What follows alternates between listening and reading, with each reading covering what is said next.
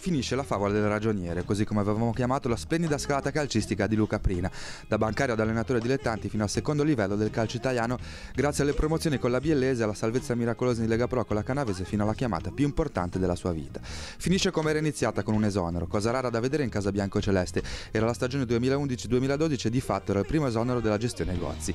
A 5 giornate dalla fine il campionato era quello di Lega Pro seconda divisione, il tecnico piemontese viene chiamato a rilevare Cristiano Bacci. Da quella salvezza ad oggi sono passate 4 stagioni riassumibili semplicemente con un numero, 105, e una data, 4 maggio 2014. 105 le partite alla guida della panchina biancoceleste con la disputa dei playoff nella stagione 2012-2013 perse a Cuneo nella finale, ma dopo la semifinale storica di Casale, e un ruolino di marcia che parla di 39 vittorie, 27 pareggi e 39 sconfitte. Di queste 105 partite, le ultime 35 per la prima volta nella sua carriera e per la prima volta nella storia dell'Entella in Serie B.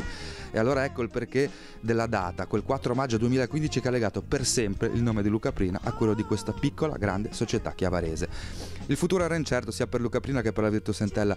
L'allenatore nel calcio è il ruolo più difficile perché è quello in cui sei più solo. Luca Prina ripartirà ovviamente dalla prossima stagione con un contratto che comunque sarebbe finito il 30 di giugno. L'Entella è già ripartita, come è partito il Toto Allenatori, che vede un arrivo in volata tra Bergodi, ex Brescia, e Daglietti, ex Novara, quest'ultimo in vantaggio sull'ex giocatore della Fiorentina, anche se l'ultima stagione parla di una retrocessione a fronte di una carriera che parla invece di Rondinella, Sestese, Viareggio, Primavera della Samp, Empoli e poi appunto Novara. Ore decisive quindi per Prina ma soprattutto per l'Entella, e come al solito chi vivrà vedrà.